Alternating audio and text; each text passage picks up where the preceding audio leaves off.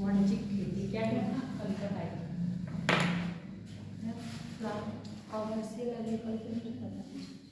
Commercial हो गया था। क्या क्या हो गया था कॉमर्शियल में? उसके टाइप लिखवा दिए थे। टाइप लिखवा दिए थे। वेजिटेबल का तो ये तो अपने आप ही मतलब ये तो अपनी आएंगे ना। अब आपको बोला था क्रॉप आज क्रॉप पढ़ेंगे। क्रॉप पढ़ाने से पहले और तो भी पढ़ना है। हाँ पता नहीं एक थी तुम्हारी जैविक खेती, जैविक था उसमें? Yes ma'am. क्या है जैविक खेती? ऑर्गेनिक और भी नहीं हुई, वो भी नहीं, लास्ट में थी, वो भी नहीं। क्या है जैविक खेती?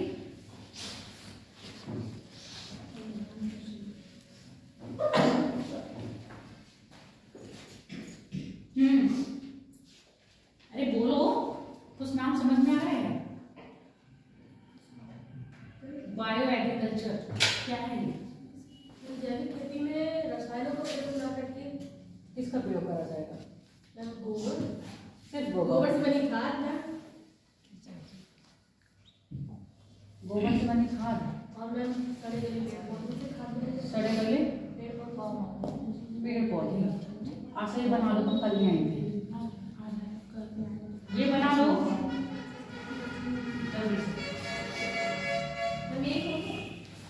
हाँ, रसायनों का प्रयोग कम करके जो जितने भी तुम्हारे यूरिया और क्या है, यूरिया स्टार्ट कर रहे हैं, ये रासायनिक है ना, रासायनिक उर्वरक का प्रयोग ना करके जैविक उर्वरक का प्रयोग किया जाता है।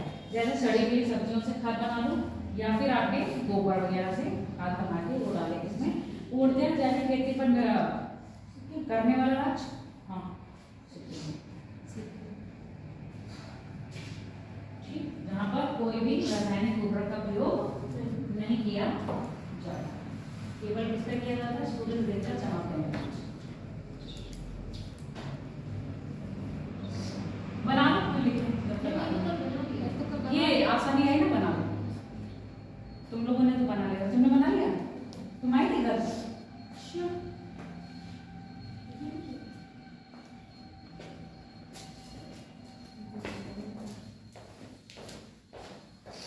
इन्होंने ऑर्गेनिक खेती में ये दे रखा है ना, बस ऑर्गेनिक खेती के अंदर कुछ नहीं आता है, ये इसमें आ रहा है कॉमर्शियल में। इतना याद रखना, आप सजा बनाओगे तो ठीक है। ये इधर है, इधर नहीं है।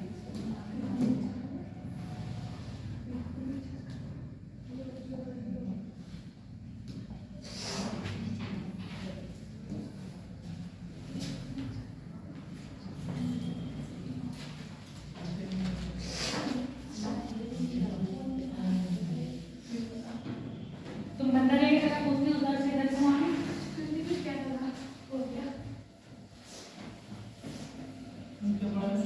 कल ही वाला टॉपिक है, आसानी आई थी बना ले, जब तक बच्चों को अभी वेट कर ले रहे हैं तो आई जाएंगे। जैविक खेती करवा देते हैं। जैविक खेती के लिए गवर्नमेंट कुछ योजना भी बना रही है क्या? बताओ, वो उतार रही है, बाकी तो उतार नहीं रहे ना। जैविक खेती में नहीं आए थे, तुम हिंदी वाला कर लो चरण, तुम अपना कर दो, उतार दो।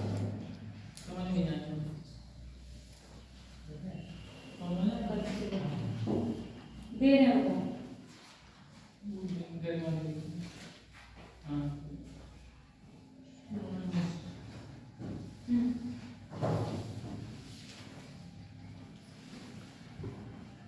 तुम लोग आई थी दोनों बहनें जुड़वा, एक लंबी एक बड़ी एक छोटी।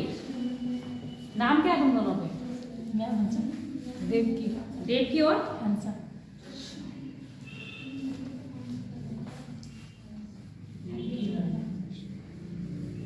हाँ देवकी नंदन भी दुकान रहता है। बताओ पर्यावरण पूछा जाता है। बहुत होशियार लोग हैं। कहाँ से आए? इतनी होशियारी।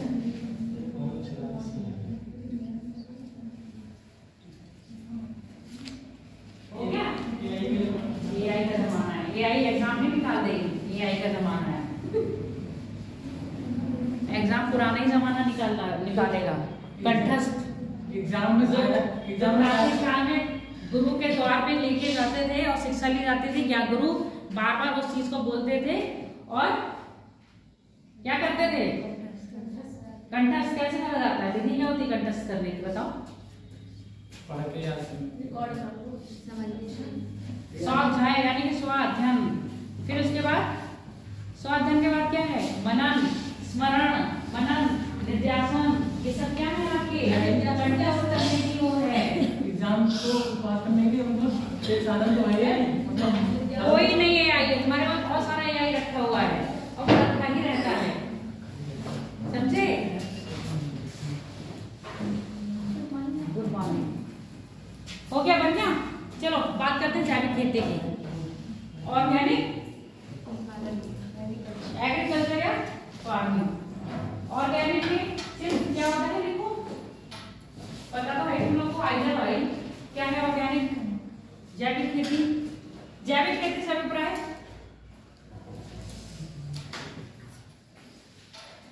नाम जैविक है, इसका मतलब ये नहीं है कि जीवों की खेती कर रहे हैं हम लोग यहाँ पर। जैविक खेती से अभिप्राय ऐसी खेती से जहां उर्वरकों पर, रासायनिक उर्वरकों पर जैविक खेती से असर ऐसी खेती से है जहां रासायनिक केमिकल फर्टिलाइजर है, रासायनिक उर्वरकों की अपेक्षा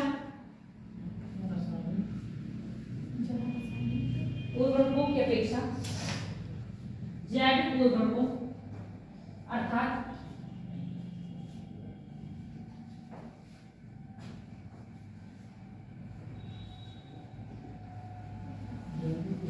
जैविक उर्वरकों अर्थात कौन कौन से हो गए?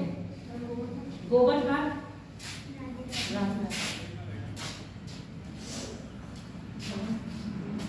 सड़े गले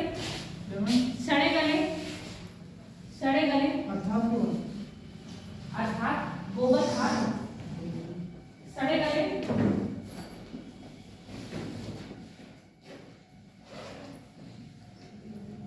पेड़ पौधों से बनाई गई खाद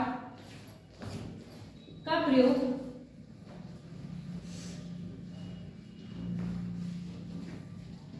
इसमें मल डाल सकते हैं, सीवेज मल डाल सकते हैं ना।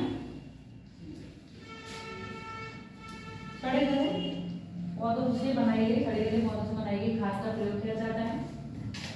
खाद का प्रयोग किया जाता है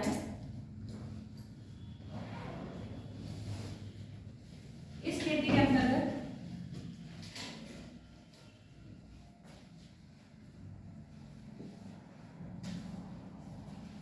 इस खेती के अंतर्गत रासायनिक उर्वरकों का प्रयोग पूर्णतः वर्जित, रासायनिक उर्वरकों का प्रयोग पूर्णतः वर्जित होता है, वर्जित होता है।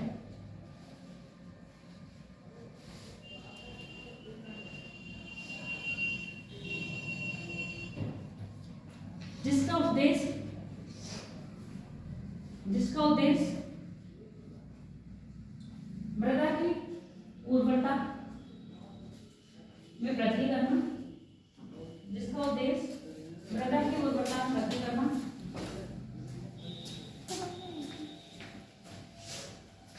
तथा मृदा प्रदूषण से मृदा को बचाना है। मृदा प्रदूषण से मृदा को बचाना है। पूर्णतः जैविक करने वाला राज्य है भारत का।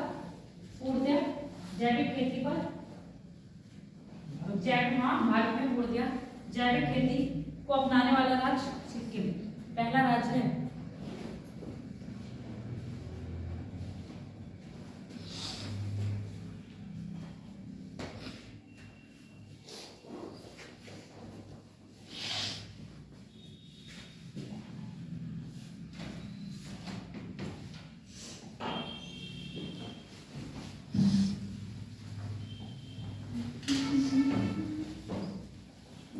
आज तो दिखाने वाला मैंने इस टॉपिक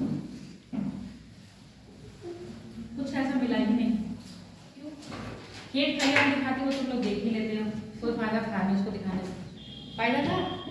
चलो आगे बढ़ते हैं। इतनी खेती पड़ी है, खेती की कोई ना कोई टेक्निक होती होगी, कोई ना कोई मेथड होता होगा, होता है। क्या होती है टेक्निक और मेथड?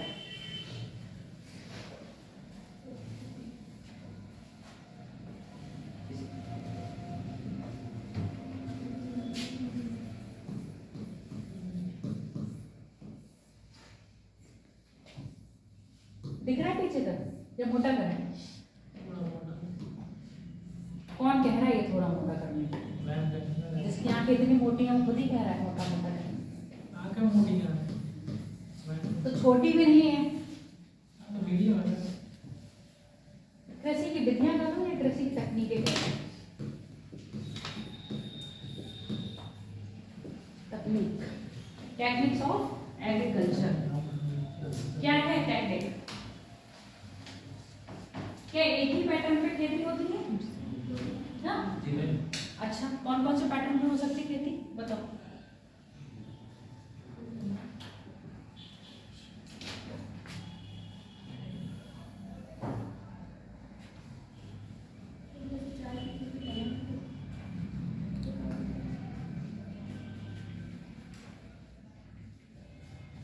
एक साल में कितनी फसलें आ जाती हैं?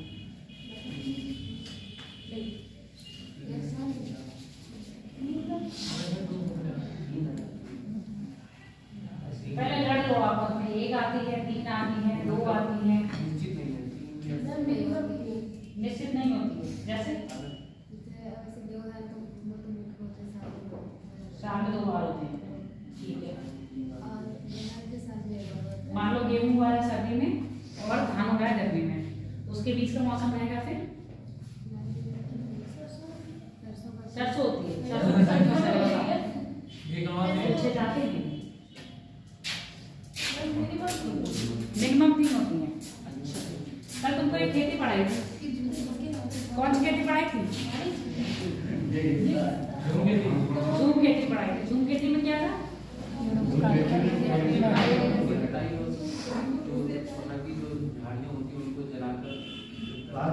4-5 साल तक करते हैं, उसके बाद फिर क्या करते हैं?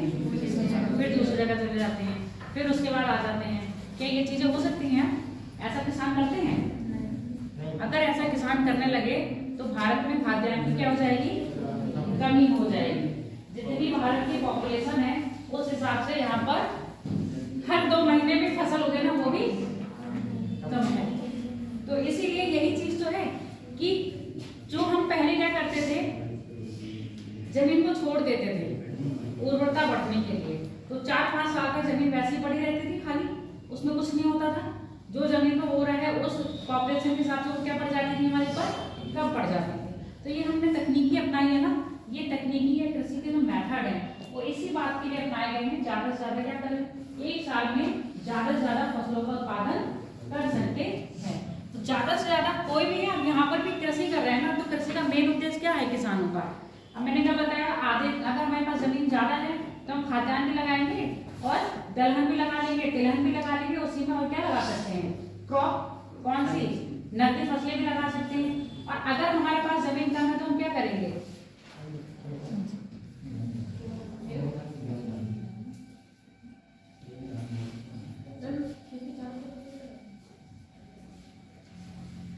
आएगा ये सारी खेती के टाइम है, क्यों हम चारों तरफ पेड़ लगा रहे हैं, पापली के, यूकेलिप्टस के, क्यों लगाते हैं?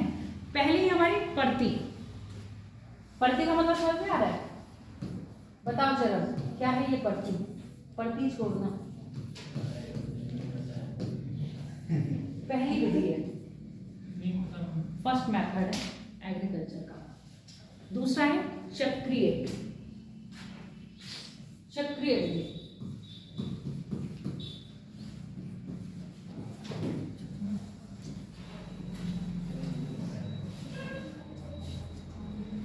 चक्रीय के बाद क्या हो सकता है?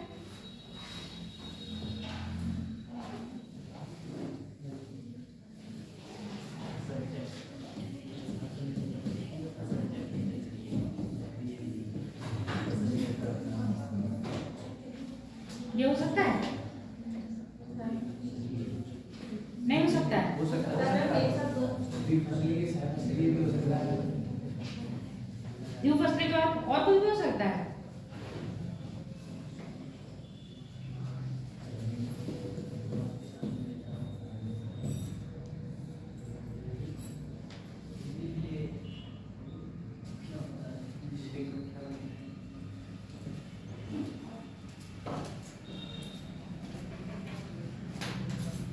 ये क्या है? सारे आपकी टेक्निक है।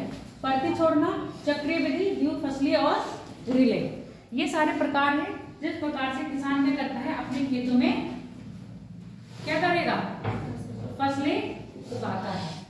पहली है परती। परती में मतलब समझ में आ रहा है ये। अब इसका इस्तेमाल हम बहुत नहीं करते हैं, बहुत नहीं करते मतलब समझो नगण्य हो गया है। किसका? परती का। इसमें वही किसान क्या करता था, 3-4 साल तक अपने खेत में खेती करता था।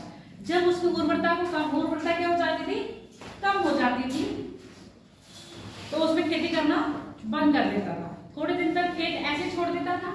छोड़ने के बाद जब स्वतः ही उसमें क्या होगा, पृथ्वी के अंदर अपने ही गुण है, मिट्टी में क्या होगा, अपनी उर्वरता कैसे आएगी, पानी आएगा, नई मिट्टी आएगी, पानी लेके आएंगे, जैसे भी होगा प्राकृतिक रूप से वो अपनी उर्वरता को क्या कर लेगी, पुनः स्थापित कर लेगी। कितना टाइम लगेगा? 3-4 साल। तो किसान को पता है 3-4 साल बाद ये भूमि फिर से क्या हो जाएगी, कृषि योग्य हो जाएगी। तो जब कृषि योग्य हो जाएगी उसको छोड़ देते हैं। यही है कि 3-4 साल तक करो, फिर उसको छोड़ दो, दूसरी जगह कर लो अगर जमीन है। और कि जिन किसान के पास जमीन नहीं होती थी वो 3-4 साल तक क्या करते थे, डिपेंडेंसी रह जाती थी ना उनकी। पड़ती क्या भारत जैसे देश के लिए लाभकारी है? नहीं है ना। तो इसीलिए क्या करा, इन जो उर्वरता इनकी कम हो जा रही है, इसीलिए तो रासायनिक उर्वरक आए थे आपके। हरित क्रांति आई थी ना, कब आई थी हरित क्रांति? 1966। कौन था उस समय पीएम? इंदिरा गांधी थी। मोरारजी देसाई जी की डेथ हुई थी। कौन सी योजना है उस समय? कौन सी 25 वर्ष की योजना है?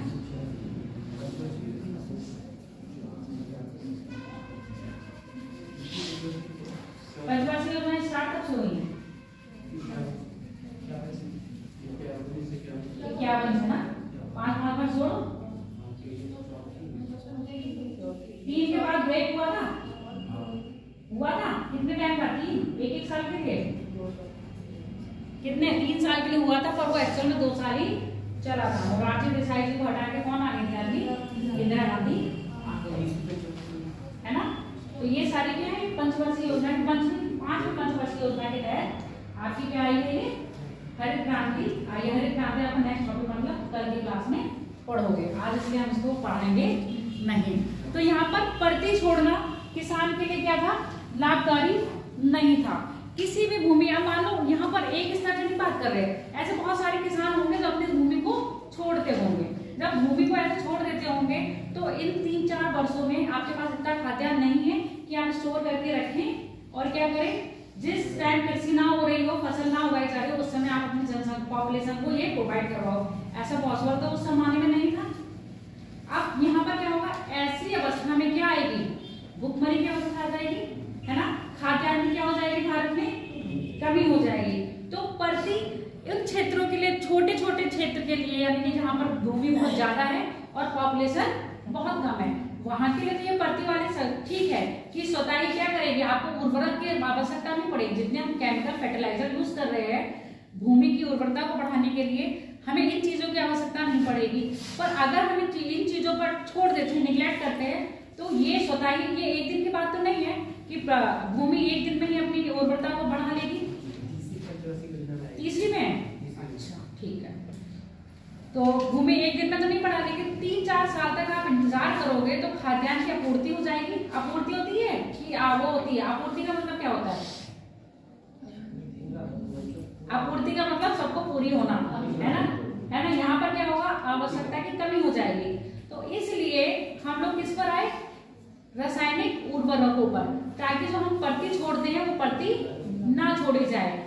केमिकल डाल के उसकी उर्वरता में क्या करा जाएगा, बढ़ा दी जाएगी और हम परती नहीं छोड़ेंगे। समझ में आ गया। परती छोड़ना मतलब जब कोई किसान या कोई किसानी हो, किसान के पास होती है, अपनी भूमि को कृषि करने के बाद 3-4 साल तक ऐसे ही छोड़ देता है बंजर, उसको कुछ कोई भी किसी भी प्रकार की खेती नहीं करता है, तो इस प्रकार की जो तकनीकी अपनाई जाती है कृषि के लिए वो कहलाई जाती है आपकी परती छोड़ना। चक्रीय में क्या होगा? बार बार चक्र घूमेगा। कौन सा चक्र घूमेगा? गेहूं धान के बीच में भी कोई टाइम होता है ना, एकदम गेहूं काट के धान नहीं लगता है, कितना है 3 से 4 महीने का फर्क रहता है ना, उस बीच में हम ऐसी फसल लगा सकते हैं जो उस बीच में हो जाएगी। तो नॉर्मली होता है गेहूं के बाद दलहन लगा देते हैं, लगा दिया जाता है, ठीक, और दलहन काटा, दाल काटी, फिर आपने क्या लगा दिया? धान लगा दिया। समझ में आ गया? तो ऐसे ही जैसे चाहे आपके धान हो चाहे आपकी गेहूं हो, जब कुछ फसलें ऐसी होती हैं जो मृदा की उर्वरता को कम कर देती हैं, दाल यानी कि दलहन या सोयाबीन चीजें ऐसी हैं जो क्या करती है मृदा में नाइट्रोजन की मात्रा को बढ़ाती हैं, है ना। तो अधिकतर ऐसी कृषि गेहूं या धान, उसके बाद किसान अपने खेत में क्या लगाना पसंद करेगा? दाल लगाना पसंद करेगा, क्योंकि वो क्या करता है मृदा में नाइट्रोजन की जो कमी हो जाती है उसको बढ़ा देते हैं। तो ये होता है फसल चक्र। जब एक फसल के बाद आपने दूसरी फसल लगा दी, किसके लिए? यहाँ पर हम रासायनिक उर्वरकों का प्रयोग नहीं कर रहे हैं, यहाँ पर हम कुछ ऐसे फसल लगा दे रहे हैं जो कम, जैसे कम उर्वरक मृदा होगी ना उसमें हो जाती है। कोई फसल ऐसी होगी जिसको अधिक उर्वरक मृदा चाहिए होगी, कोई फसल ऐसी होती है जैसे तंबाकू वगैरह है, इसको कम उर्वरक वाली मृदा चाहिए होती है। पढ़े हो मृदा, तो पढ़े हो कितने प्रकार की होती है सॉइल? कितनी है? 8 प्रकार की। कौन कौन सी?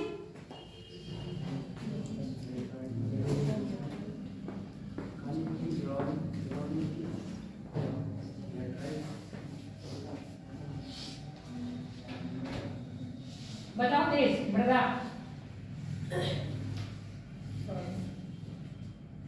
मृदा के प्रकार, मृदा के नाम बाद में क्यों हो गया? किसकी क्या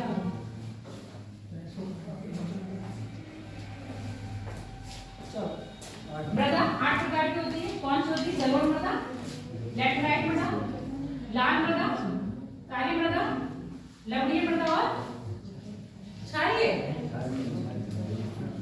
मरुस्थलीय और पर्वतीय मृदा होती है।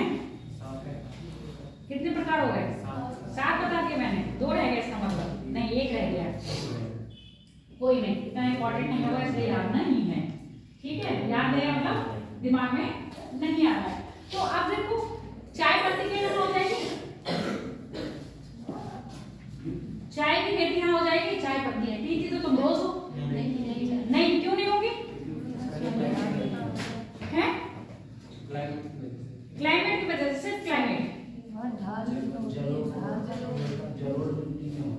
जलोढ़ में होती है, जलोढ़ में सिर्फ खाद्यान्न होते हैं और कुछ नहीं होता है। जलोढ़ मृदा में सिर्फ खाद्यान्न होते हैं। उसके लिए कौन सी चाय होती है? अम्लीय मृदा।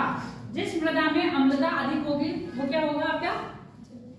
वहां पर आपकी किसकी खेती हो जाएगी? चाय की खेती हो जाएगी। और अधिकतर लाल मिट्टी में क्या होता है? चाय की खेती की जाती है। समझ में आ गया? तो मृदा की डिमांड करती है आपकी किस पर? खेती पर। अब यहाँ कुछ यही बात करें, कुछ आप जैसे तंबाकू की बात करें, तंबाकू कहाँ हो रहा है? लैटेराइट, लैटेराइट मृदा।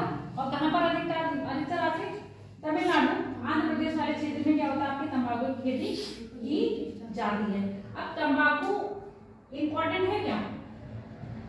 कहेगा हाँ नहीं, हो या ना हो, पर खेती की जा रही है सिर्फ कॉमर्शियल के लिए। क्यों? और कॉमर्शियल क्योंकि इतनी भूमि पड़ी है, उसको बंजर तो नहीं छोड़ सकते, ना ही हर जगह हम फैक्ट्री लगा सकते हैं। तो कुछ कॉमर्शियल फसल है जिसको हम कैसे जगह लगा सकते हैं? जहां पर मृदा की उर्वरता कम है, पर उस मृदा में भी वो फसल हो जाएगी, इसलिए वहां पर वाली फसल लगा देते हैं। जैसे हमने एग्जाम्पल लिया आपका तंबाकू का।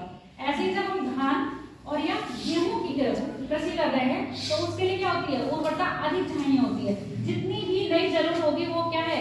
बहुत फायदेमंद है। इसीलिए आप देखोगे कि पूर्वी भारत में पूर्वी भारत से ले लो और आप जहां तक बारिश हो रही है वहां धान की खेती बहुत अधिक हो रही है, और जबकि जितना पश्चिम में आओगे वहां पर धान की खेती क्या हो जा रही है, कम होती जा रही है। अगर हो भी रही है तो क्या होगा, वो प्राकृतिक रूप से नहीं हो रही है।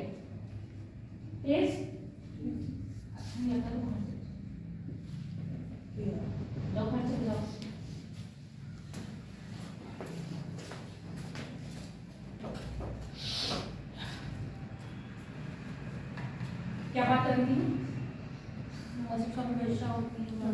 हाँ, जहाँ पर कम वर्षा होती है वहां पर धान की खेती नहीं होती है। देख लो, जैसे कि आपका भारत में अगर हम जाएंगे तो पश्चिमी भारत में धान की खेती पूर्वी भारत की अपेक्षा नगण्य या बहुत कम मात्रा में होती है। इसमें से क्वेश्चन भी पूछा गया था कि अभी पेपर में आया था कि पश्चिम बंगाल में धान की 2 से 3 किस्म हो जाती हैं, और जबकि अपने यहाँ देखो धान कितनी बार बोया जाता है, एक बार, है ना। वो 60 लोग बो देते हैं, अगर हम उसको काउंट ना करें, क्योंकि 60 खाने योग्य नहीं होता है, हर कोई नहीं खाता वो जो व्रत में पूजा में चावल आता है ना, वो सिर्फ पूजा के पर्पज से या व्यापार के उद्देश्य से बोया जाता है। अगर हम खाद्यान्न की बात करें खाने की, तो हमारे यहाँ सिर्फ एक ही बार, वो भी कब, आपका खरीफ में, खरीफ की फसल बोलते हैं ना उसको, खरीफ में बोया जाता है। जबकि आप पश्चिम बंगाल की तरफ जाओगे या पूर्वी बिहार, पश्चिमी बिहार की तरफ जाओगे, सॉरी पूर्वी की जगह, पूर्वी बिहार की तरफ जाओगे तो आपको क्या मिलेगा, अधिकतर धान की 2 से 3 फसलें वहां पर होती हुई मिल जाएंगी। इसका मतलब वहां धान की 2 से 3 फसल हो रही है, यानी कि गेहूं कम मात्रा में हो रहा होगा। तो ये डिपेंडेंट कर रहा है किस पर, आपकी जलवायु के साथ, पानी की मात्रा कितनी है वहां पर, और आपकी मृदा का प्रकार कैसा है। ठीक हो गया, बात समझ में आ गई। तो यहाँ पर जब उर्वरता मट्टी में कम हो जाती है तो किसान क्या करता है, अधिकतर खाद्यान्न फसलों के बाद दलहन भी, खाद्यान्न भी आता है, पर हम यहाँ मेनली खाद्यान्न किस में बात करेंगे, गेहूं और धान में। तो खाद्यान्न फसल के बाद वो कोशिश करता है कि दलहन लगा दिया जाए। दलहन क्यों, दलहन के पौधे में एक राइबोसोम वाला कैंसर को क्या रहता है, कीड़ा जीव रहता है, जो क्या करता है, मृदा से नाइट्रोजन नहीं लेता है, वायुमंडल में जो नाइट्रोजन होती है ना उससे नाइट्रोजन लेता है, और वो मृदा की नाइट्रोजन से क्या करता है, नाइट्रस ऑक्साइड बनाता है, मृदा में नाइट्रोजन की कमी को पूरा करता है, उसकी कमी जो मात्रा होती है उसको बढ़ा देता है। समझ में आ गया।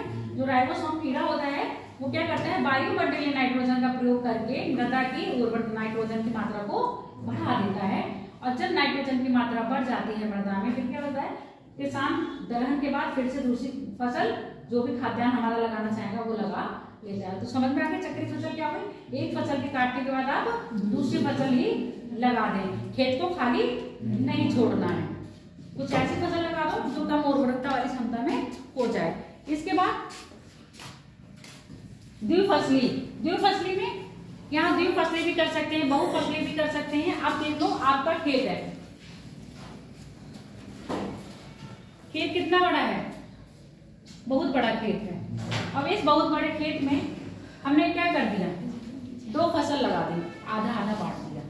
समझ में आ गया।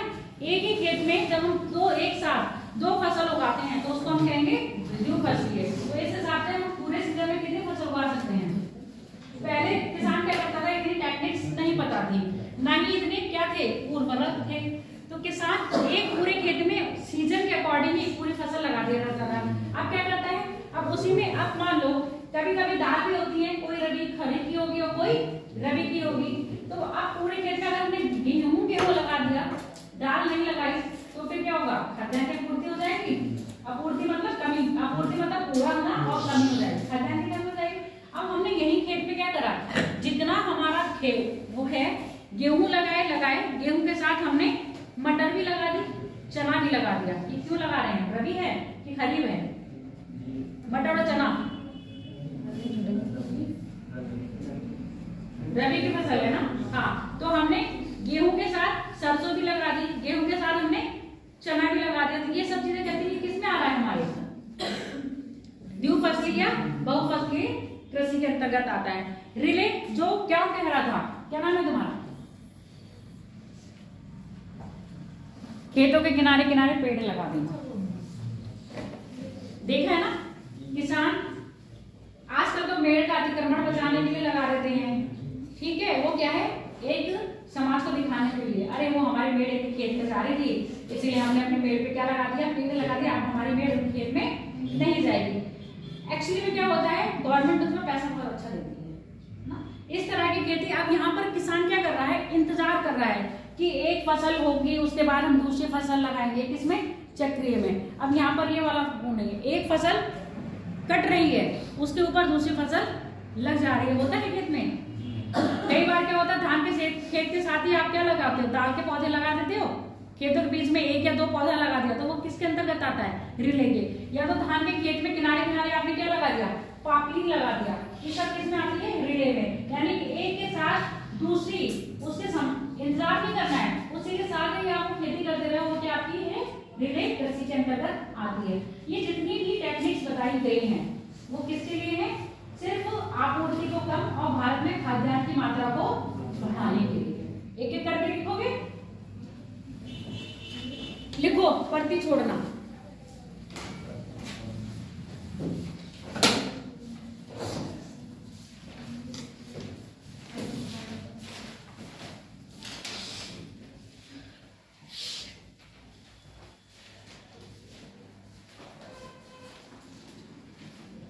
इस विधि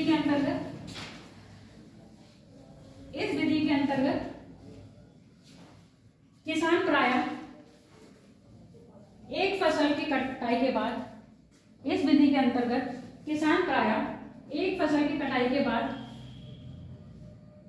भूमि को 3 से 4 साल के लिए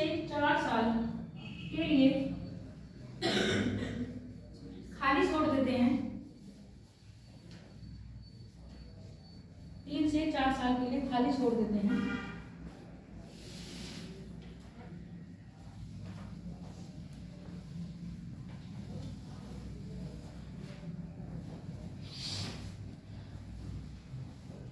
जिससे भूमि अपनी उर्वरता को पुनः स्थापित कर सके, जिससे भूमि अपनी उर्वरता को पुनः स्थापित कर सके।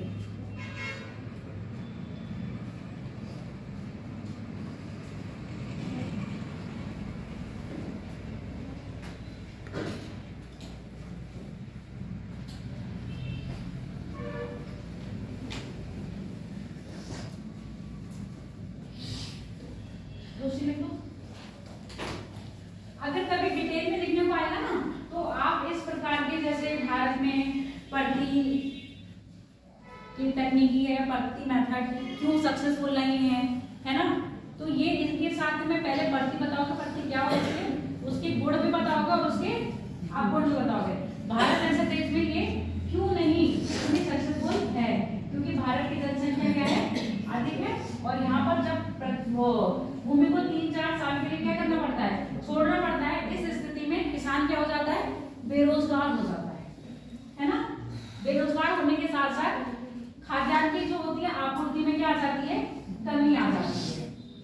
ये सब चीजें भी क्या है, तो उसमें भी लिख सकते हो अगर पूछा जाता है। अगली लिखो 5, चक्रीय विधि। चक्रीय विधि, इस विधि के अंतर्गत किसान एक फसल के बाद खेत को खाली न छोड़कर, खेत की जगह भूमि लिखो, और भूमि यहाँ पर कौन सी होगी, कृषि योग्य भूमि। भूमि को खाली न छोड़कर उसमें दूसरी फसल वो देता है, उसमें दूसरी फसल वो देता है।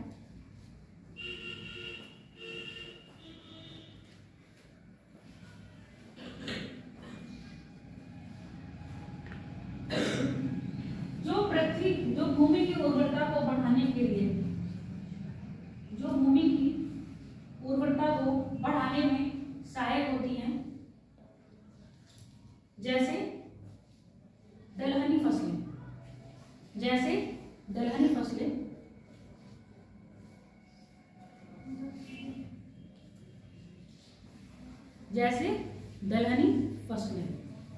दलहनी फसलों की जड़ों में एक जीव पाया जाता है, क्या नाम है उसका,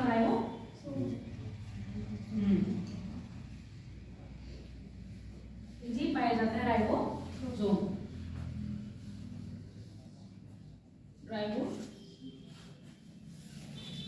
जो वायुमंडलीय नाइट्रोजन का प्रयोग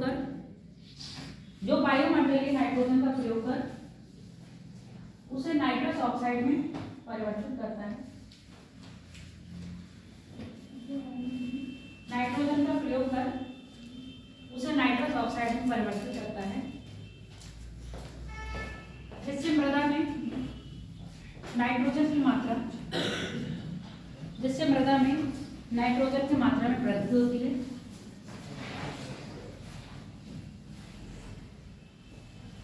तुम कहाँ जा रहे हो? तुम एक ही चीज कर लो, डबल सी कर लो, यही कर लो। मैम सिर्फ चेंज हो जाने काम वाली हो रहा है तो आ जाओ। 4 जगह पैर लगाओगे तो कुछ नहीं मिलेगा। क्या लिखे हो?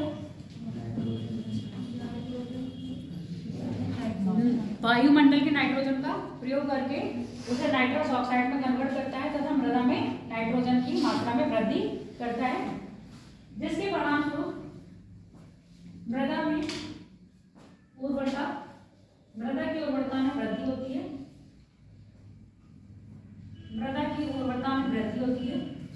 और किसान दल हनी के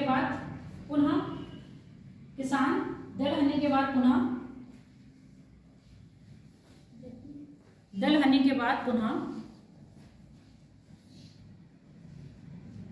खाद्यान्न फसल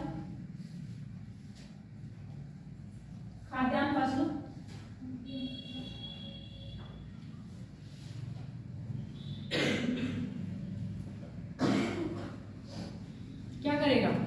बोएंगे। हाँ,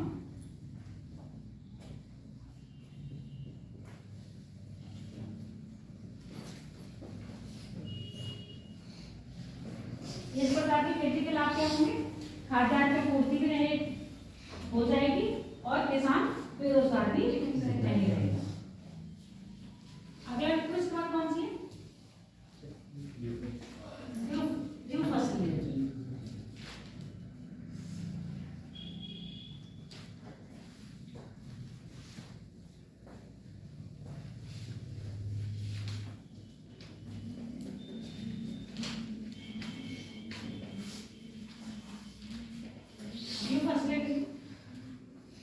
इस प्रकार की विधि के अंतर्गत या इस प्रकार की खेती के अंतर्गत किसान एक ही समय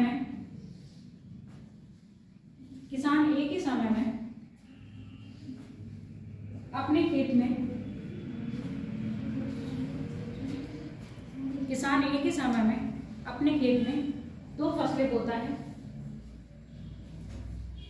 अच्छा, 2 फसलें पता है कभी कभी किसान जानवरों के लिए भी इस्तेमाल करते हैं। एक आधे खेत में क्या करेंगे अपने लिए और आधे खेत में जानवरों के लिए चारा बो देते हैं। चारा बरसीन वगैरह है ना।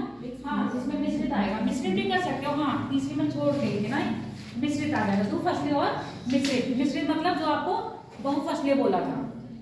इसी में क्या करेंगे हम? एक से ज्यादा खेत, 1 से 2 खेती करेंगे 2 फसली, और इससे ज्यादा करके हमने तो क्या कर लिया? मैम ऐसा भी तो होता है कि मैम सरसों लगा के नीचे में मटर लगा देते हैं। हाँ, ऐसा होता है। कौन सी? जो जिसके पेड़ ऊंचे हुए हैं वो रिले में भी आ जाते हैं और आपके इसमें भी आ जाता है। तो बहुत सारी तकनीकें हैं। लिखो, 2 फसलें में कितने किसान प्रायः एक खेत में 2 फसलों को एक साथ बोता है। 2 फसलों को एक साथ बोता है। फॉर एग्जाम्पल लिख लो, गेहूं के साथ दलहन कर दिया या धान के साथ गन्ना। अब गन्ना क्या होता है? पूरे साल भर का रहता है ना सिस्टम उसका ये तो नहीं रहता। 6 महीने बाद कटाई होगी। गन्ने की जो पौड़ी होती है वो इस समय बोई जा रही है ना, जनवरी के टाइम पे बोते हैं, फिर वो अक्टूबर के टाइम पे काटते हैं। तो पूरे साल भर का दूसरी कर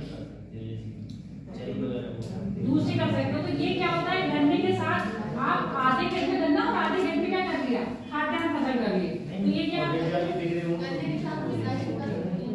करने में बता रही हूँ, कर तो खुद सकती है। मुझे फसलें याद है किसके साथ क्या कर लो। ठीक है, मैं एक एग्जांपल दे रही हूँ कि गन्ने के साथ आपने क्या करा। गन्ने के साथ जैसे वो कह रही राई भी कर सकते हैं, जौ कर लिया, बाजरा कर लिया, रबी और खरीफ की फसल से, तो आपने एक ही खेत में आधे खेत में गन्ना कर दिया और आधे खेत में क्या कर रहे, ये 6 महीने वाली फसल कर ली या 3 महीने वाली फसल कर ली, तो इसमें क्या होगा, मिश्रित हो जाएगा, वो आपकी द्विफसली हो गई। अब द्विफसली इसी में, अब जब एक ही खेत में हम 2 से ज्यादा फसल कर रहे हैं तो कौन सी हो जाएगी, वो मिश्रित के अंतर्गत आ जाएगी। ठीक है, मिक्स्ड मेथड लिख लियो। अगला लिख लो, मिक्स तो समझ में आ गया, अपने आप ही लिख लेना। रिले लिख लो, रिले।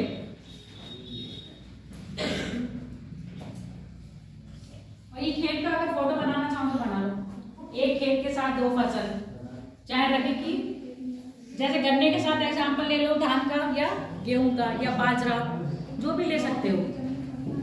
इसके बाद लिखो रिले फसल, रिले कृषि। इसके अंतर्गत प्रायः फसल काटने का इंतजार नहीं किया जाता। इसके अंतर्गत प्रायः फसल काटने का इंतजार नहीं किया जाता, बल्कि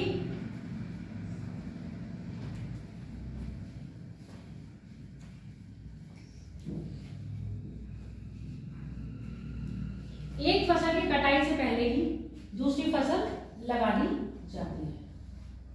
एक फसल की कटाई से पहले ही दूसरी फसल लगा दी जाती है।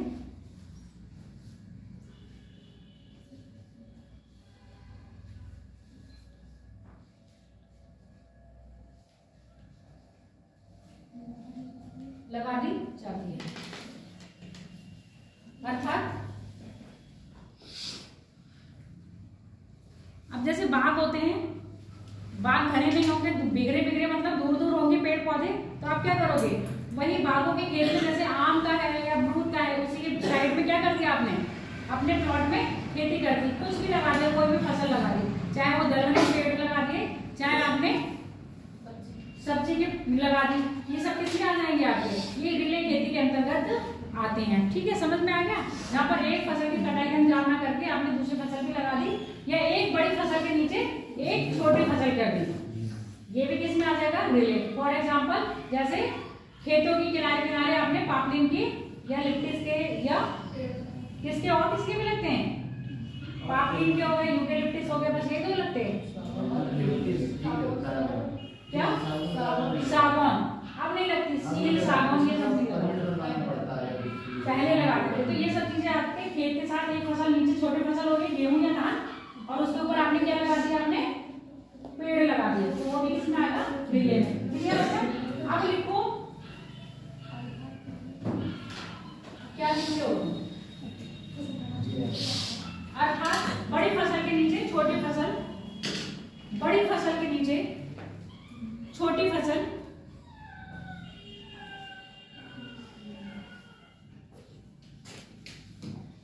बड़ी फसल के नीचे छोटी फसल का लगाना। एग्जाम्पल के टाइम पे उस पर लिखो, गेहूं धान के साथ पापलिन या यूकेलिप्टिस की,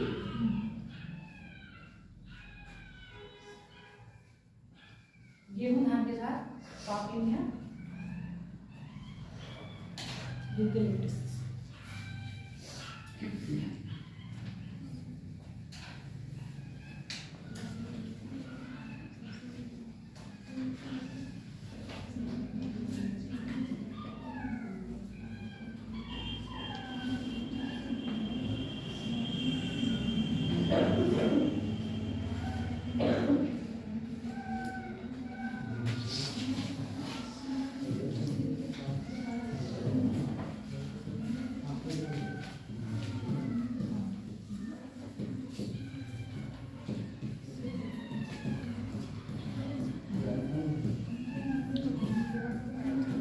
ऋतु क्या होती है, सीजन क्या हो, बस मैंने सीजन कहा तो अपना भी बोलते हैं सीजन।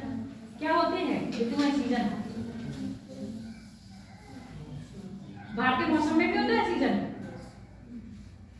भारतीय जलवायु में कितने सीजन होते हैं, 4, कौन कौन से, शरद ऋतु, वही शीत होती है, शरद शीत अलग हुआ, थोड़ा और ठंडा मान लो तो शीत हो गया, चलो ठीक तुम्हारे मान लेते हैं, शरद ऋतु, शीत ऋतु और ग्रीष्म, इसके बाद वर्षा ऋतु। हम यहाँ पर सिर्फ 3 की बात करेंगे। कौन कौन से 3 करेंगे,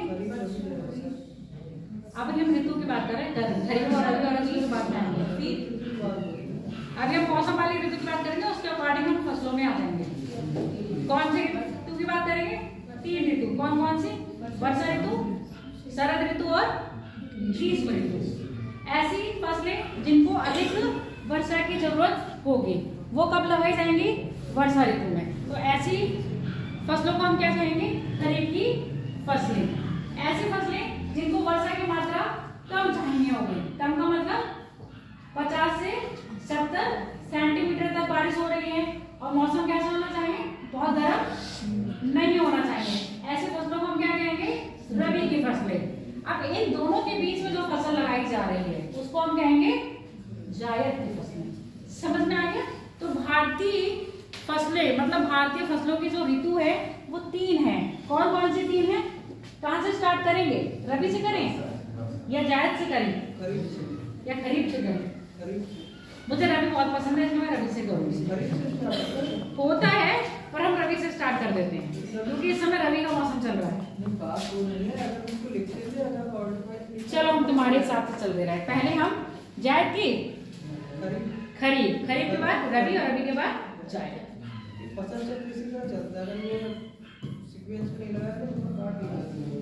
हाँ ये भी बात ठीक कह रहे हो।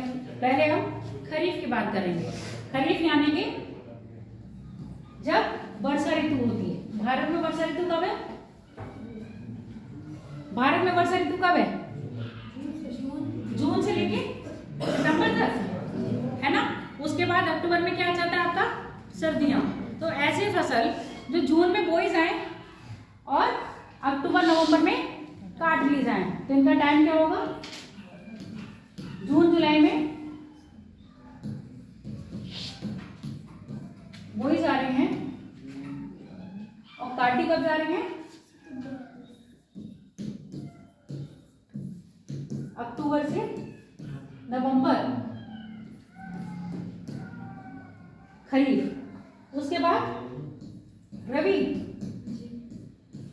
रबी कब होगी? जब ये काटी जाएंगी तब ये बोई जाएंगी, यानी कि आपका अक्टूबर नवंबर से कब होगा? फरवरी मार्च।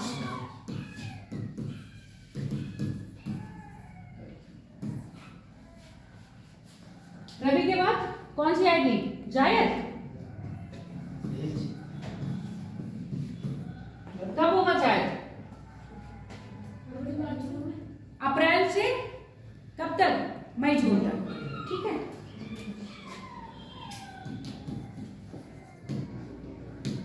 अप्रैल से मई में बोई जाएंगी, काटी कब जाएंगे आपके? जून जुलाई में। ये क्या है आपके फसल चक्र का है? रबी, खरीफ और जायद। कौन कौन सी फसलें इसके अंतर्गत आती हैं? कहाँ चलेगी ये लड़की? गायब ही रहती है। पहले कौन सी फसलों के नाम पूछे जाएंगे तुम लोगों से। पहले ये लिख लो। क्या लिखोगे? यहाँ लिखो ऋतु, यहाँ लिखो माह, मतलब ये कौन सा है? बोने का, और ये कटाई का। बुआई और कटाई। रोपण को क्या कहते हैं? रोपण का मतलब उन्मूलन।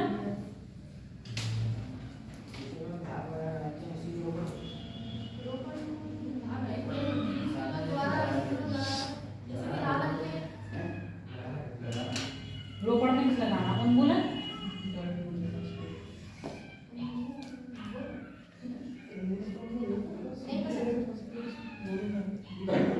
क्या है? उन्मूलन मतलब काटना तो नहीं होता। मैं कंफर्म कर रही हूँ तुम लोगों से। जहां तक है रोपण मीन्स काटना, उन्मूलन मीन्स और उठाना मीन्स, उन्मूलन मीन्स उखाड़ना आता है ना पर्यायवाची में। रोपण का विलोम उन्मूलन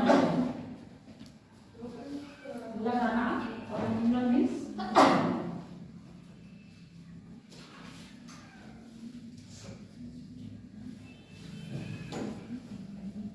लिखो खरीफ। खरीफ लिखो, खरीफ खरीफ खरीफ। भारतीय फसल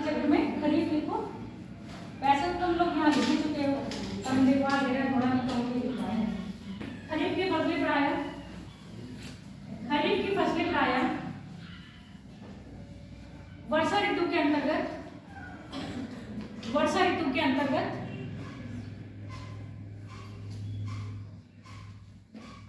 उच्च आर्द्रता उच्च आर्द्रता उच्च आर्द्रता। अच्छा, ये उच्च आर्द्रता कब होगी? जब सागरीय जलवायु होगी ना, यह स्थलीय जलवायु होगी। ये उच्च आर्द्रता कब होगी? जब सागरीय जलवायु होगी या स्थलीय जलवायु होगी? क्यों? हवाएं सागर से किधर चलेंगी? स्थल की ओर। जब सागर से स्थल की ओर चलेंगी तो पवनों का जो रुख हो रहा है सागर से स्थल, तो इसलिए इसको कह रहे हैं स्थलीय जलवायु, सागरीय जलवायु। क्योंकि सागरीय जलवायु क्या लेके आएगी अपने साथ? नमी। और जब नमी लेके आएगी तो वायुमंडल में क्या होगा? आर्द्रता की मात्रा बढ़ जाएगी। आर्द्रता की मात्रा बढ़ जाने के साथ साथ तापमान कैसा रहेगा? तापमान कैसा होगा यहाँ पर?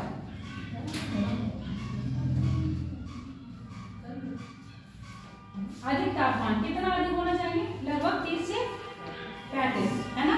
उच्च तापमान, उच्च आर्द्रता, उच्च तापमान, उच्च आर्द्रता,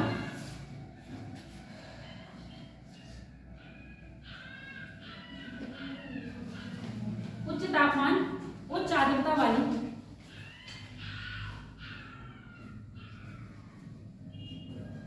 जलवायु, उच्च आर्द्रता वाली जलवायु की फसलें और ऐसी फसलें, इनको कौन से कटिबंधीय के पौधे कहे जाएंगे बेटा? धान कौन सी कटिबंधीय का पौधा है? उष्णकटिबंधीय पौधा, है ना? और गेहूं शीतोष्णकटिबंधीय का पौधा, क्योंकि गेहूं हम लोग के यहाँ कब होता है?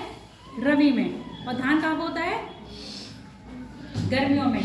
उनमें गर्मी यानी कि आपके उष्णकटिबंधीय समय में। ठीक है, इस ऋतु में प्रायः उष्णकटिबंधीय फसलों का उष्णकटिबंधीय फसलें बोई जाती हैं। जिन फसलों को अधिक वर्षा की आवश्यकता होती है, जिन फसलों को अधिक वर्षा की आवश्यकता होती है। भारत में प्रायः ऐसी जलवायु, भारत में प्रायः ऐसा मौसम, देखो भारत में प्रायः ऐसा मौसम, भारत में प्रायः ऐसा मौसम जून से जुलाई के मध्य, भारत में प्रायः ऐसा मौसम 4 माह, जुलाई, जून से सितंबर, लिखो जून से सितंबर, भारत में प्रायः ऐसा मौसम जून से सितंबर के मध्य होता है, जून से सितंबर के मध्य होता है।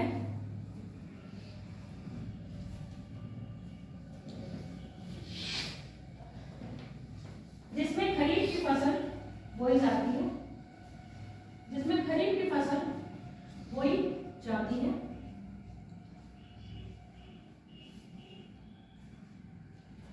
जिसमें खरीफ की फसल बोई जाती है। लिखो, एग्जाम्पल लिख लो, धान, मक्का, ज्वार, बाजरा।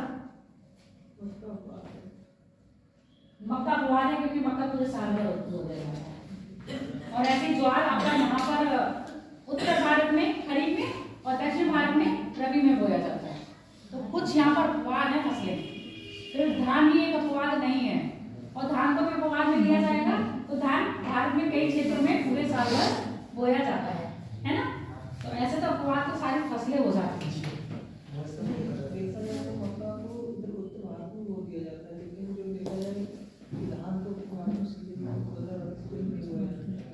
और ये वहाँ पर होता है ना, दक्षिण भारत में। यही चीजें माननी है तो उत्तर भारत से होती है। ठीक है, लिख लिया हो। अभी फसल पर आएंगे, चिंता मत करो। धान, गेहूं सारे फसल पढ़वाई जाएंगे।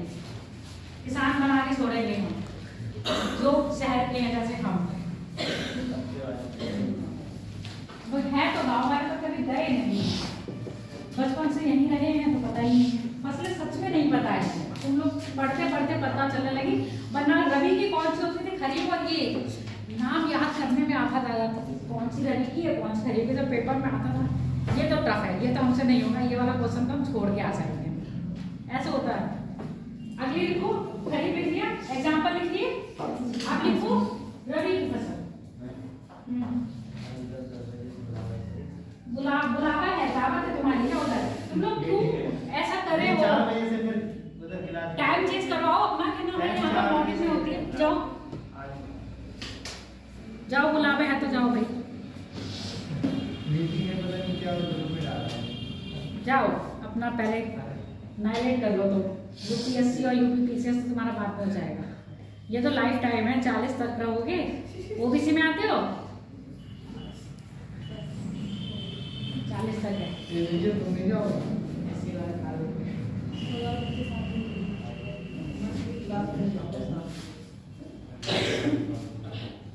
जब ऐसे कुछ हो तो अपना पहले बता दिया करो कि हमारे वहां भी चलते, तो आप हमारे लिए शाम को बैच लगाएं।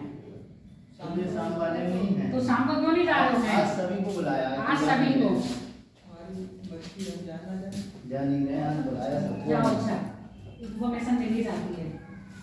अगले लिखो रबी की फसल। पेट के चीरो रबी में, ये वाला रबी नहीं है, रबी की फसल है ना। रबी की फसलें प्रायः भारत में शरद व शीत ऋतु, शरद व शीत ऋतु के मध्य बोई जाती हैं। शरद व शीत ऋतु के मध्य बोई जाती हैं, जब तापमान कम तथा वर्षा कैसी होगी? सामान्य से कम, सामान्य से कम। अब ब्रैकेट में लिख लो 50 से 60 सेंटीमीटर, 50 से 60 70 सॉरी 50 से 60 बोल दिया था मैंने। 50 से 70 सेंटीमीटर, 50 से 70 सेंटीमीटर वर्षा, वर्षा की आवश्यकता। लिखिए क्या हो, शुरू से बताओ तभी लिखना।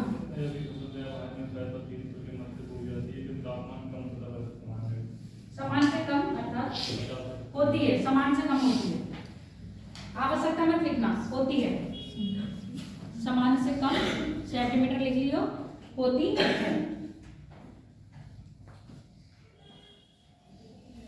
रबी की फसल में प्रायः, रबी की फसलों में प्रायः शीतोष्ण कटिबंधीय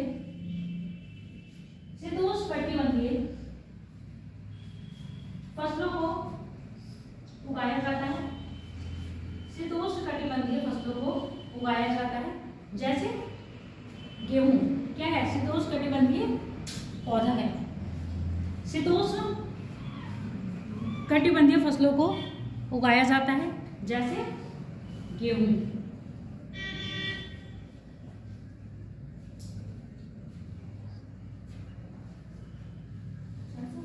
जैसे गेहूं। टाइम पीरियड लिखे हुए हो, कब होगा भारत में? भारत में इन फसलों को प्रायः अक्टूबर से लेके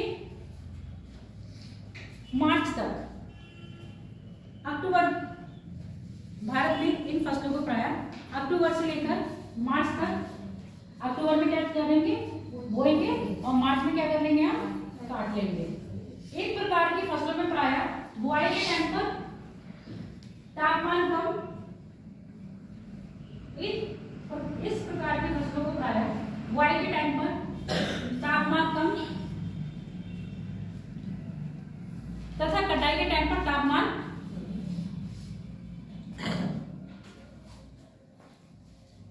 गर्म, है ना। तापमान कैसा होना चाहिए? गर्म होना चाहिए, जिससे क्या होगा? इनकी फसल पकेगी ना, इनके बीज पकने के लिए आवश्यक होगा। अगला लिखो, एग्जाम्पल्स में लिखना चाहूंगी तो मटर, चना, मटर, चना, आलू इसमें आता है रबी में, सरसों भी इसी में आती है, कई दालें भी इसमें आती हैं।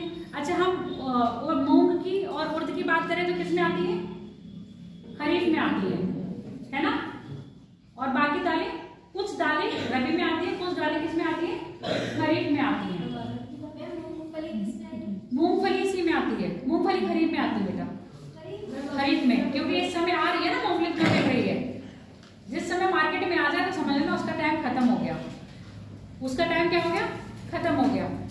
समय मार्केट में तुम्हें मूंगफली मिल रही है और इस समय रबी का टाइम चल रहा है। रबी से पहले किसकी फसल होती है? खरीफ की होती है। तो मूंगफली आपका खरीफ का है। कपास, कपास किसकी है? खरीफ है। ये सब पूछे जाते हैं पेपर में। अगली लिखो जायद की फसल।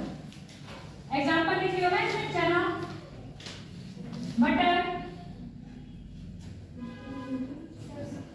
सरसों। सरसों क्या है? तिलहनी।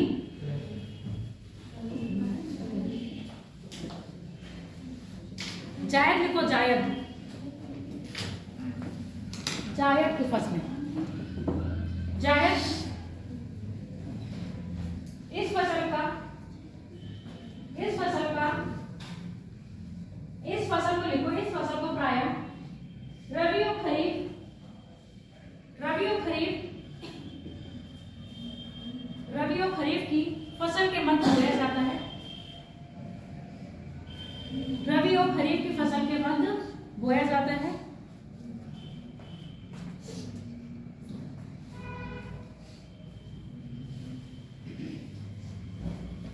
इस फसल को बोने का टाइम अप्रैल से लेकर, अप्रैल से जून।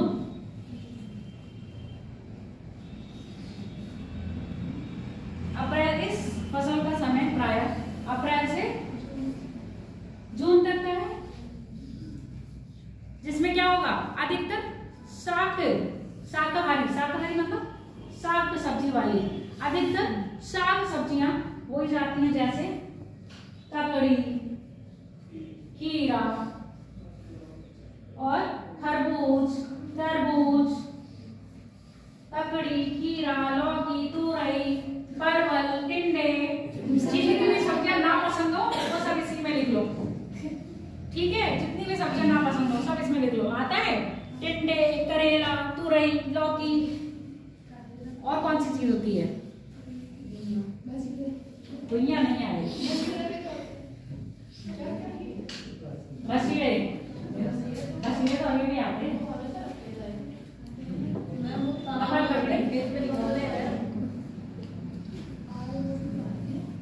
करेला, लिखिए सारे सब्जियों के नाम, जितनी भी सब्जी याद आ जाए आज गर्मियों वाली सब लिख दो।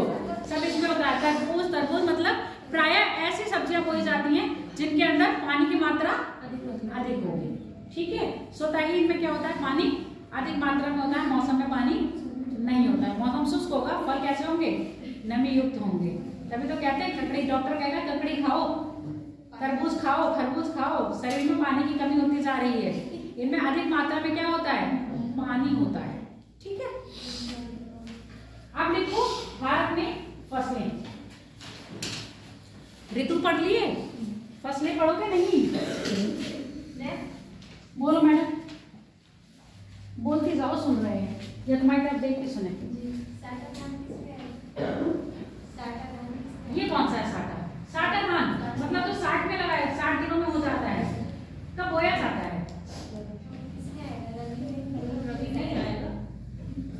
रबी में नहीं बोया जाएगा, जायद में आता है साटा, क्योंकि उसके बाद साटा हटा के फिर ये लगाया जाता है। 60 दिन में होने वाला। तुम तो ऐसे, आप मैं ऐसा करती हूँ, किसान के पास जाती हूँ 1 साल के लिए, पूरा फसल चक्र उनसे सीख के आऊंगी। कहूंगी भैया जितनी भी फसल होती है आप मुझे बताते जाना। बच्चे बहुत पूछते हैं कि साटा किसमें होगा। साटा खाया भी ज्यादा, बहुत कम लोग खाते हैं साटा, पूजा भी यूज होता है। और चीजें कौन सी? सर यही चीजें पढ़ोगे, यही चीजें तो पढ़ने जा रहे हो। भारत में फसलें अगर हम बांटे तो हम फसलों को कितने आधार पर बांट सकते हैं? फसलों को हम कितने आधार पर डिवाइड कर सकते हैं? जैसे आप फॉर्म भरते हो तो आपसे पूछा जाता है, क्या पूछा जाता है? मेल, फीमेल या तीसरा 3 जेंडर आ जाते हैं ना, है ना? ट्रांसजेंडर 3 जेंडर पूछे जाते हैं। या पूछा जाता है आपके नागरिकता कहाँ की है, भारतीय नागरिक हो या कौन से हो, और किसी विदेश के हो। उसके बाद कौन से ओबीसी हो, जनरल हो, एससी हो, एसटी हो, ये सब चीजें कास्ट पूछी जाती है। फिर उसमें भी ओबीसी में कौन से हो, क्रीमी लेयर हो, नॉन क्रीमी लेयर हो, है ना, पूछा जाता है।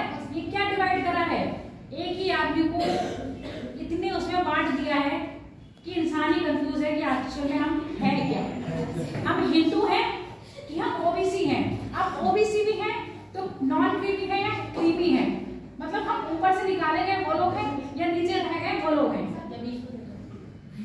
ठीक है। अब जनरल में है तो जनरल में हम कौन से वाले जनरल में आ रहे हैं, ईडब्ल्यूएस में आ रहे हैं या ऐसे बिल्कुल नॉर्मल वाले आ रहे हैं। तो कितना कंफ्यूज कर दिया है बांटने में। तो ऐसे ही हमने कंफ्यूज कर दिया अपनी फसलों को। ऐसी फसलें जो हम खा रहे हैं, है ना, उसको क्या बोलेंगे हम, खाद्यान्न फसलें, जिनका मेन मकसद क्या है हमारा, ऐसे लिखते हैं खाद्यान्न, आधा ना और पूरा ना।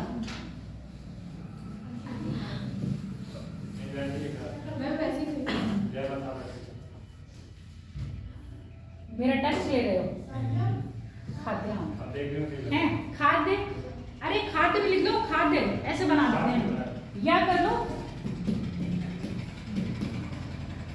खाद्य, और एक होता है अखाद्य। अखाद्य में कौन कौन से आ जाएंगे, गन्ना नहीं आएगा, अखाद्य कपास और जूट और अखाद्य, ऐसी चीजें जो हम बोल रहे हैं हम खा नहीं सकते, ऐसी चीजें जो हम खा नहीं सकते पर हम बोल रहे हैं, उसकी कृषि कर रहे हैं। तुमने कहा जूट, वेरी गुड, जूट हमारा होगा अखाद्यान्न में, जूट आ जाएगा, और कपास आ जाएगा। तंबाकू खाते हो, तंबाकू ऐसा है कि सब कोई खाता है और तंबाकू नहीं खाएंगे तो मर जाएंगे, कुछ लोग यूज होता है पर वो खाद्यान्न में नहीं गिना जाता है। ऐसी फसलें खाद्यान्न में नहीं आएंगी, इसी में आएंगी, सिर्फ व्यापार करने के उद्देश्य से हम उसको बो रहे हैं। इसमें आ जाएगी खाद्यान्न में, अफीम खाद्यान्न में आएगी, नकदी में डालेंगे, किसमें डालेंगे, नकदी फसलों में। अगर हम मुख्य नकदी में बात करेंगे तो आपको कौन सी जाएगी, मुख्य नकदी फसल में भारत की मुख्य नकदी फसल कौन सी है, गन्ना। क्या गन्ने पर गवर्नमेंट एमएसपी देती है, कितनी फसलों पर एमएसपी देती है गवर्नमेंट, एमएसपी कितनी फसलों पर दी जाती है, ये सारे इकोनॉमिक्स की पोर्शन है तुम्हारे। और जो एमएसपी देती है उसके लिए कौन सी संस्था है, नाम क्या है, उसका गठन कब किया गया था, कौन सी योजना के अंतर्गत किया गया था, यही डीप पूछा जाता है बेटा, ऊपर से नहीं पूछा जाता है।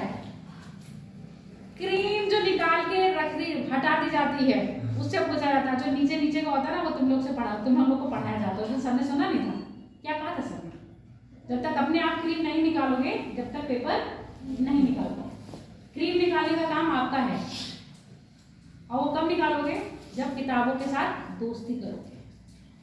टीचर जो क्रीम देता है वो कौन सी वाली होती है, बातों बातों में जो क्रीम दे देते हैं ना, उस क्रीम को जरा याद रखा करो। खाद्यान्न में आपका जूट हो गया, कपास हो गया, नारियल किसमें आएगा, नारियल की खेती, रबड़ की खेती किसमें आएगी,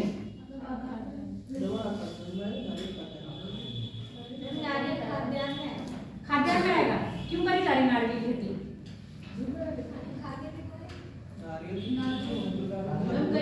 हर तरह से यही होता है। आप उत्तर भारत के एस्पेक्ट से सोचो, हम जो उत्तर भारत में खाद्यान्न की बात करते हैं, तो हम नारियल सिर्फ बेचने के पर्पज से यूज हो रहा है, क्योंकि यही दक्षिण भारत में चले जाओगे तो उसका तेल भी बन रहा है, तो तेल किसमें आएगा, तिलहन में आता, तो खाद्यान्न में है। अब यहाँ पर जो हम फसलें लिख रहे हैं, तो जो हमारा नारियल होगा, और नारियल का जूट होता है, नारियल की जटा होती है, बहुत होता है ना, नारियल के ऊपर जूट निकलेगा, उसका जो कवर निकलेगा, उससे हम सोप अखाद्य में आ जाएगा। जो हमारा नारियल है और रबड़ है, ये सब किस में आएंगे? अखाद्यान्न में आएंगे। इसके बाद रोपड़ फसलें भी होती हैं।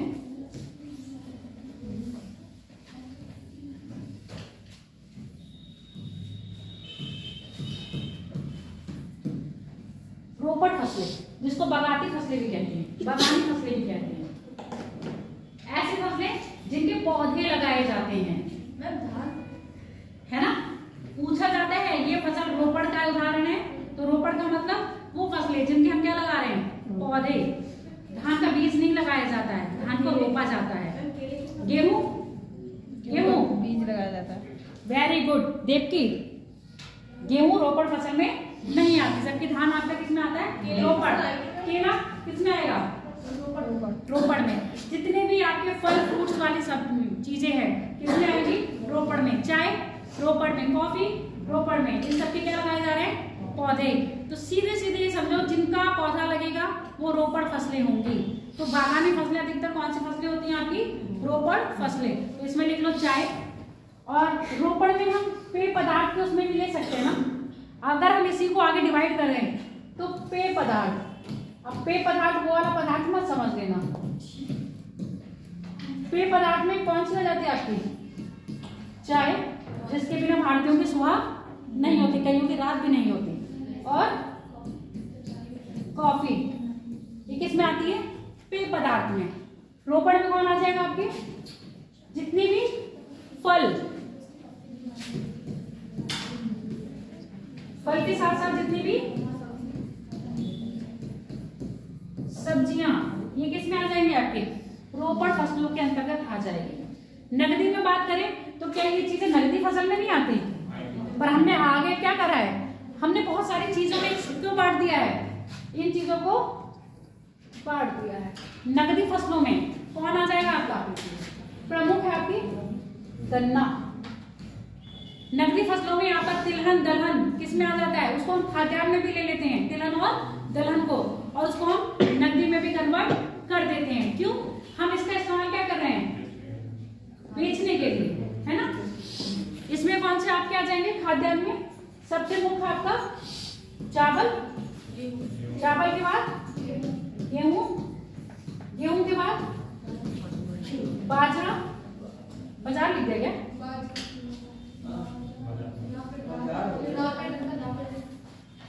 झंडा तो सब पे लगाया, बाजरा जहाँ पे नहीं लगेगा, बाजार हो जाएगा। बाजरा, बाजरा के बाद आपका जौ, जौ बताओ कौन सी फसल है? खरीफ है या रबी है? किसके साथ लगाया जाता है? गेहूं के साथ। बाजरा, ज्वार, बाजरा खरीफ होगा क्योंकि ठंडों में आता है। बाजरा खरीफ, बाजरा उत्तर भारत के लिए खरीफ है और दक्षिण भारत के लिए रबी की फसल है। ऐसे आपका कौन सा है? ज्वार, उत्तर भारत खरीफ और दक्षिण भारत रबी। समझ में आ गया? खाद्यान्न में लिख लो। अब यही हमने नकदी फसल में लिखी है आपकी गन्ना। नकदी फसल में आपका जूट आ जाएगा, नकदी फसल में आपका कपास भी आ जाएगा, पर हम मुख्य नकदी में लिखेंगे तो सिर्फ आपके क्या लिखेंगे? गन्ना। गन्ना अखाद्य है ना, कि खा सकते हो गन्ना, पेट नहीं भर सकते ना, जीवन यापन नहीं हो सकता। तो ऐसी फसलें जिनसे हम जीवन यापन नहीं कर सकते वो हमारे अखाद्य में आएंगे। ऐसी फसलें जो हमारे जीवन के लिए क्या होती हैं?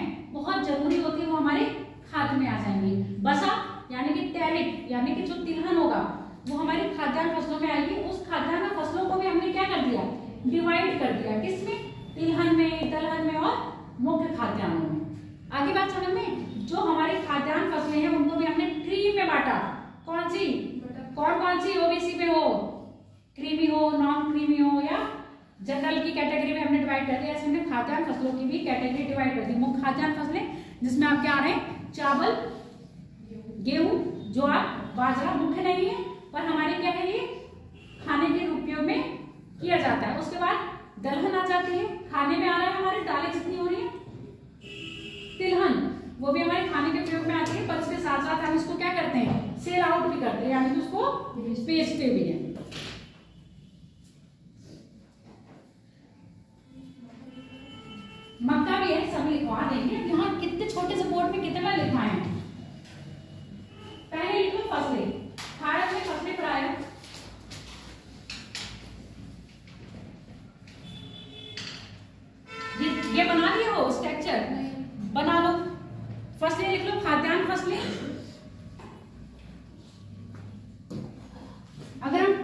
लोकप्रिय खाद्यान्न,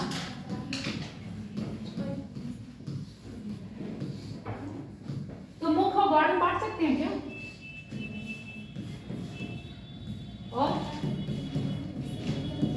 गौड़ बांट लेंगे, बांट सकते हो कि नहीं? गौड़ मतलब जिनका प्रयोग हम खाने में तो कर सकते हैं, पर अगर वो हमें ना मिले तभी हम काम चला लेते हैं, है ना? इतनी ज्यादा डिपेंडेंसी नहीं होती है। जैसे चावल गेहूं मुख्य खाद्यान्न में आएगा। अब गौड़ में हमारे क्या होंगी? जो तिलहन और हमारे दलहन आ जाएंगे।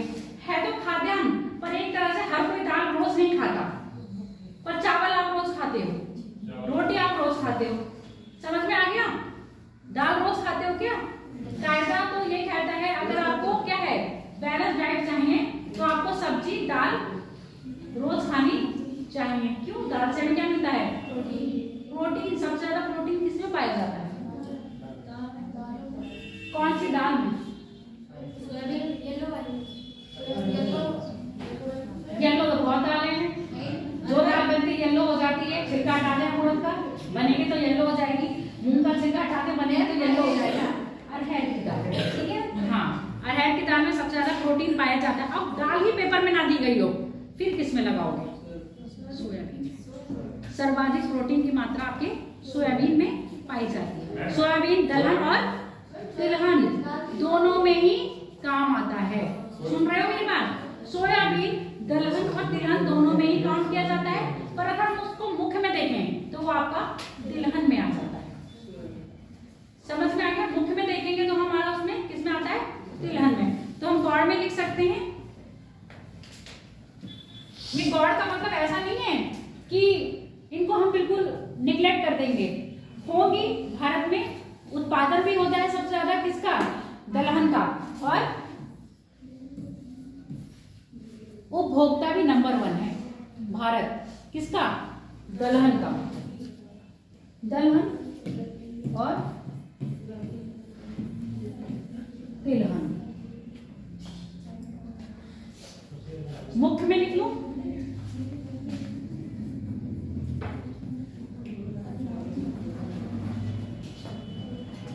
चावल, गेहूं, बाजरा, ज्वार। पहले इनको कोई पूछता नहीं था, आगे मल्टीग्रेन में आती है। रागी, जौ,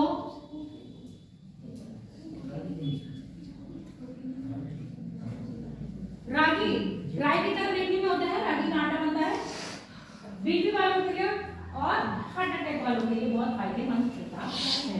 रागी में फाइबर की मात्रा बहुत अधिक पाई जाती है। दलहन में कौन सा आ जाएगा? आपकी सभी दालें।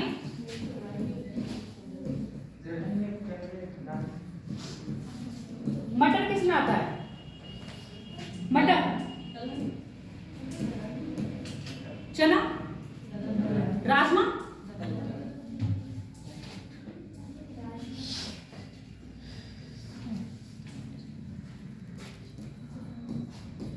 चना, मटर और क्या है? सोयाबीन किस में आएगी? दोनों में आएगी, पर मुख्यतः किस में आएगी? तिलहन में। मूंगफली, सोयाबीन तिलहन में आ गई। और सूरजमुखी खाते तो नहीं है? सूरजमुखी खाते हो? खाद्यान्न में तो नहीं है, इसीलिए तो कहा कुछ ऐसी चीजें हैं। गौड़ इसीलिए तो लिया, इसमें कुछ ऐसी चीजें होंगी जो मुख में भी आ रही होंगी, कुछ ऐसी चीजें हो रही होंगी जो हम खाते नहीं है, पर हम उसका उपयोग कर रहे हैं। इसमें रूप कन्वर्ट डायरेक्ट ना खा के इनडायरेक्टली हम उसको कन्वर्ट कर देते हैं। किसमें? खाद्यान्न में। जैसे सूरजमुखी का तेल, मूंगफली का तेल, और किसका तेल बनता है? नारियल का तेल, बादाम का तेल। तिल किस में आएगा? तिल लिख से तो पता ही चल रहा है। तिलहन। तिल का तेल खाते नहीं है, और बनता है। खाते हैं? तिल खाते हैं, तिल के लड्डू भी खाते हैं। तिल का तेल खाते हो क्या? खाते हैं, पर उत्तर भारत में हम लोग अधिकतर सरसों का तेल खाते हैं, ठीक है। दक्षिण भारत में अधिकतर नारियल का तेल खाते हैं। गुजरात में जाओगे तो मूंगफली का तेल खाते हैं। एमपी में जाओगे तो वो सोयाबीन का तेल खाते हैं। तो जिस राज्य में जिसकी अधिकता, उस राज्य में उसी का तेल पाया जाएगा। समझ में आ गया? ठीक है। गुजरात में जाओगे तो मूंगफली का तेल वो बड़े चाव से खाएंगे, उसका बना हुआ खाना आपको टेस्ट अजीब लगेगा। है मूंगफली का तेल आता है जो तुम ये क्या इस्तेमाल करती हो, रिफाइंड, ये एक्चुअली में वही तेल है। सोयाबीन रिफाइंड ऑयल है ना, सूरजमुखी रिफाइंड ऑयल जिसको सनफ्लावर कहते हैं, है ना। आजकल एक वो चल रहा है राइस ब्रांड। लेकिन ये नहीं पता रुचि गोल्ड किसका बनता है, उसके ऊपर कुछ नहीं लिखा हुआ है। किसके? रुचि गोल्ड। रुचि गोल्ड किसका बनता है? चलो तिलहन में लिख लो सोयाबीन। जैतून का तेल जिसको हम ऑलिव ऑयल कहते हैं, खाया जाता है। इंडिया में बहुत अमीर लोग अपनी हेल्थ के लिए जो रखते हैं तो ऑलिव ऑयल करते हैं, ऐसे सलाद में खा के ले लेते हैं। पर हम लोगों की पॉकेट से बाहर है, सर्दियां आते हैं, हम लोग क्या करते हैं, ऑलिव ऑयल बच्चों की मालिश करने के लिए लेते हैं, क्योंकि ऑलिव ऑयल क्या होता है, है ना। अरंडी का तेल होता है पर वो खाया नहीं जाता है। चमेली का तेल होता है, बालों में लगाओ, चमेली पूरी रात भर आपके पास सब लोग आ जाएंगे, इतना महंगा। ठीक है। सोयाबीन किस में हो गया? तिलहन में हो गया। तिल क्या हो गया? तिलहन में हो गया। मूंगफली क्या हो गया? तिलहन में। सूरजमुखी कहाँ होती है? सूरजमुखी की खेती सबसे ज्यादा कर्नाटक। सूरजमुखी, तिलहन, और इसके अलावा भी और कुछ बोला था। नारियल लिखना चाहते लिख लो, नहीं तो हम लोग लिख पाई दिया, तिल लिख दिया। इतने ही देर बहुत है, कितना याद करोगे? सरसों सबसे मेन इंपॉर्टेंट। इतना पढ़ने वाली वहाँ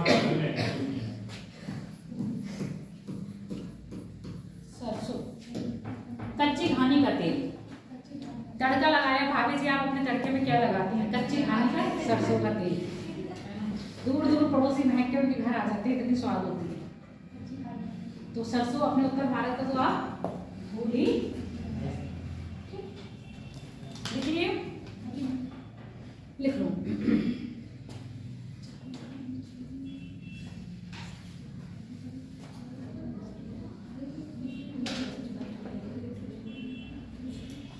आज का टॉपिक ये था जो शुरू हुआ था, है?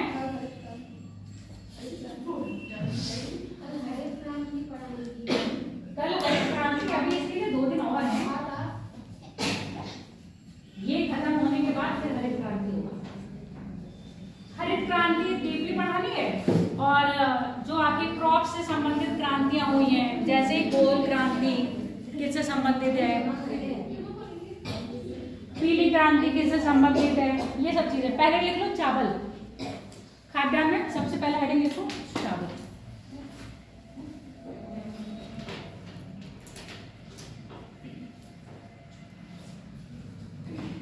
होमवर्क आपका ये रहेगा, इनकी किस्मों के नाम याद करके लाओगे जिसका होगा चावल की। जैसे धनश्री, बासमती बासमती नहीं है, ये नहीं पूछा जाता है।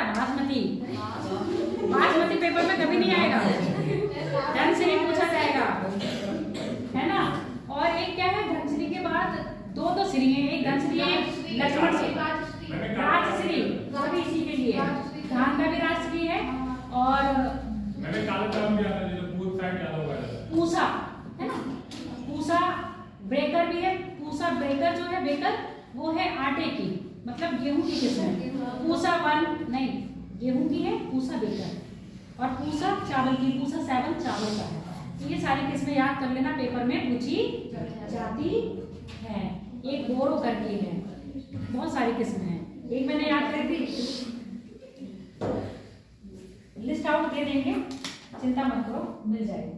बताओ, ढूंढ के नहीं लाएंगे, नोट करके हम ले आएंगे और पीडीएफ बना देंगे हाथ से, उसको दिखा देंगे। बन नहीं पाया, संडे को बना देंगे, मंडे को दिखा देंगे।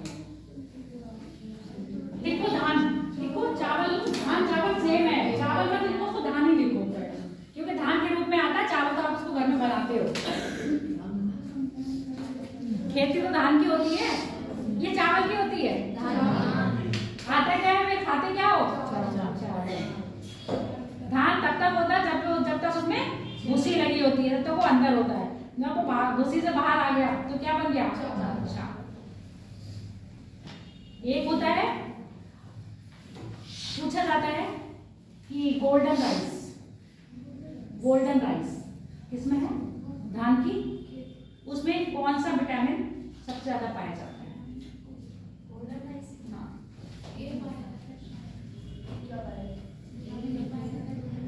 धान की भूसी से विटामिन ए बहुत ज्यादा मिलता है, पर विटामिन जो गोल्डन राइस है, तुमने गोल्डन, मैंने स्पेशली गोल्डन राइस बोला, धान की भूसी नहीं बोला। तो गोल्डन राइस है B12 पाया जाता है। तो ये चीजें भी पूछी, अनपॉलिश हो जाता है तो उससे B12 चला जाता है।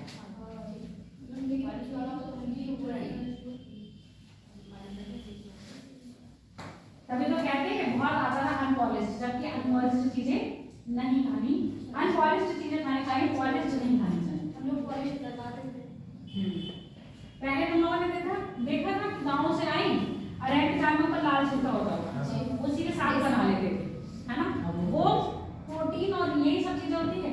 दाल में यूरिया बहुत होता है, अगर आपके बॉडी में कहते हैं यूरिया की मात्रा बढ़ गई है ना, यूरिया तो बोलते हैं उसको, सॉरी, गठिया रोग की संभावना, क्योंकि दाल को क्या करते हैं हम कुकर में बनाते हैं और जो कुकर में पकता रहता है उसका जो झाग होता है, तो झाग हम लोग निकालते नहीं। पहले घर में औरतें, मतलब हमारी जो पूर्वज दादी लोग थी, वो क्या करती थी, दाल का वो झाग पानी निकाल के फेंक देती थी, फिर उसके बाद हल्दी नमक मिर्च डालती थी।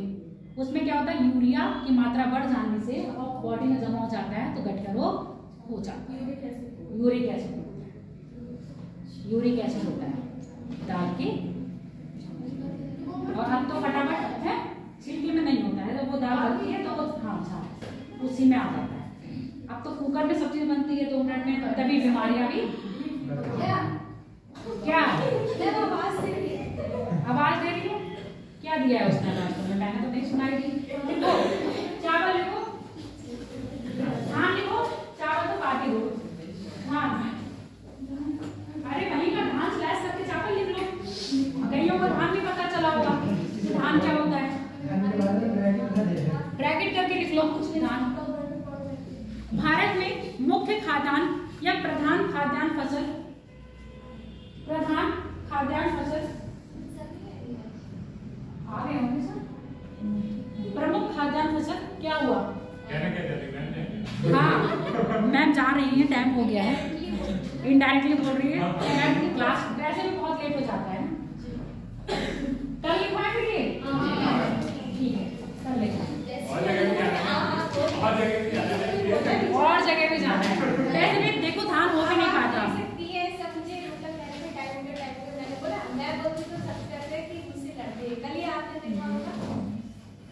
हाँ इतनी जल्दी वो इरिटेट हो गया, मैंने ये सिर्फ कह दिया था कि मैं थोड़ा साइड हो जाओ, इतनी सी बात है, कितना मतलब इतना इशू बना। अब मेरी घर है, सोता है कहीं भी बैठो, जहाँ जिसका मन करे वहाँ बैठो। चलो